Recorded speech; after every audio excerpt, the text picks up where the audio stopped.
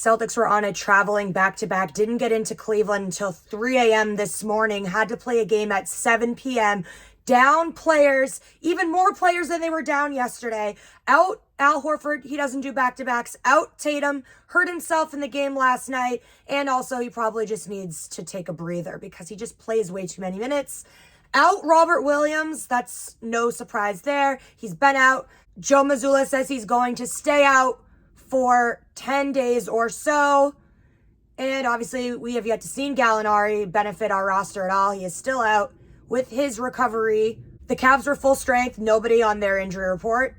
Statistics didn't help us this time. Celtics going into this match were 8-1 on second night of back-to-backs. They are now 8-2. They are now on a 3-game losing streak. They lost to the Cleveland Cavaliers in Cleveland, 118-114 in overtime.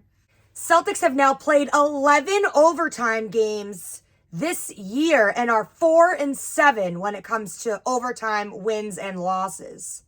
Cavs now up 3-1 in the regular season series, and we will not see them again until possibly playoffs. Hospital Celtics, as we all knew it was going to be. Blake and Muscala got the start. Celtics blew another 15-point lead. Literally deja vu. I feel like I can just copy and paste what I've said in the last couple of games. Honestly, I feel like a broken record at this point. I'm not trying to take a turn to negative town, but the Celtics really need to take a hard look in the mirror and figure out why they have such trouble holding on and maintaining large leads and why they can't close out games down the stretch. It's just not making sense to me at all. The Cavs took the lead by 1 with 24.7 seconds left in regulation. Derek White chucks up a 3, and again, I don't understand why we're shooting 3s when we just need a 2.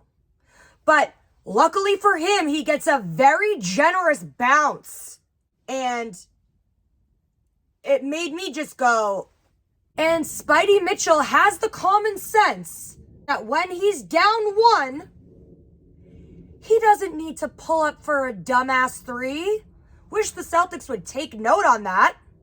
Please. Spidey drives to the rim, doesn't finish the layup, but he does get fouled. And that is the point I'm trying to make. Attack the rim, draw the foul. If you don't get the bucket, you'll still get the 2 free throws. So Spidey showed the Celtics what they need to do, and Spidey sent this game to overtime. Peyton Pritchard couldn't make a layup, and even though they got lucky with a late whistle with 0.8 seconds left because Grant got fouled on a loose ball trying to go for the rebound, Grant stupidly, embarrassingly, turns to Spidey and says, "I'll make them both." Spoiler alert, he didn't make either one. This is coming from the man that wants $20 million a year. Can't even make 2 simple free throws. Forcing your team that just played double overtime, not even a mere 24 hours ago, got on a plane, didn't get into Cleveland until 3 a.m., and then had to do a quick turnaround to be ready for a 7 p.m. tip-off. But yeah, sure. Just miss your free throws. No worries, bro. Super short-handed.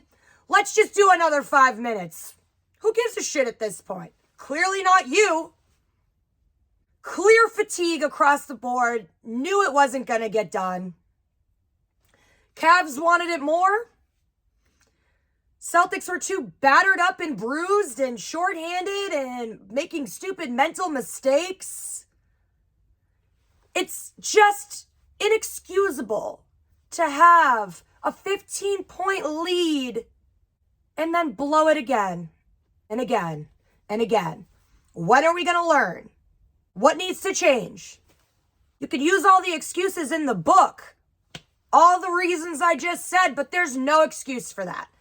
If that was really an excuse, you would have never been winning this whole game. You literally controlled the entire game. You were winning the whole game. If fatigue and shorthandedness and hospital Celtics and all these things were really the excuse, the Cavs would have been blowing you out from the fucking start of the clock. It's all up here. It's all up here. And then In the overtime, Cavs took the lead with 2 minutes left. Then they got their largest lead of the night in overtime.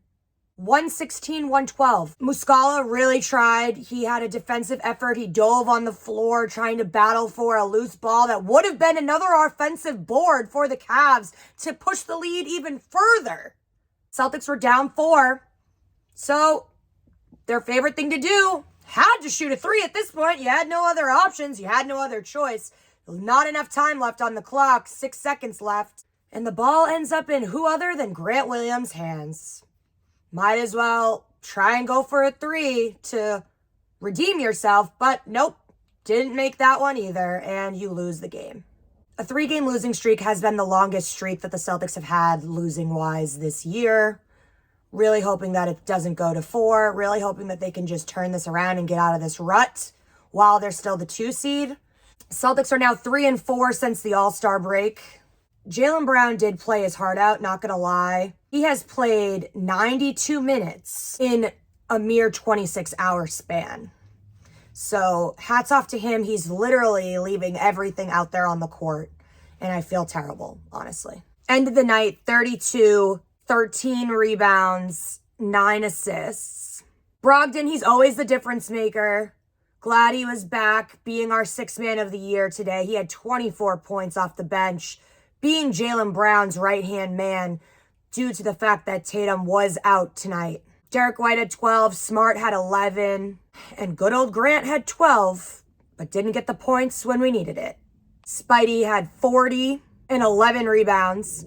Darius Garland had 17 and 12 assists. Mobley, 25 points, 17 rebounds. So really the rebounds were killing the Celtics. Just they didn't have any effort. The Cavs were getting both offensive and defensive boards. And with their rebounds, they were getting second chance points. Celtics now come home to play Dame time and the Blazers. It's not going to be an easy road. It just isn't. And then what looks to be an easy rest of the regular season, don't call it that. Because anytime we're facing people that are bottom of the barrel teams, so to speak, record-wise, that's when the Celtics don't show up to play to their full potential. So I'm really trying to not flip out, but Grant is in the doghouse. Leave him in Cleveland right now. He needs to think about what he's done. And Mazzulla really needs to step it up because he's being called into question his coaching style. I'll always believe in Green, and even when they, break my heart, I'm used to this. So I'll never give up on them, but they need to really get it together. There's no excuse for losing games when you're up by 15, 20 points, whatever it is. I get that that's not really considered a big lead anymore with this day and age and the 3-point shot being so effective and how momentum does shift in a game, and those types of leads can somehow be erased real quick nowadays, but you need to play a full 48. Don't lose your defense. Put your foot on the gas. It's just simple stuff. So, you got to have the heart and you got to want it. Until next time, this has been Brie Marie D, Boston Banner Band.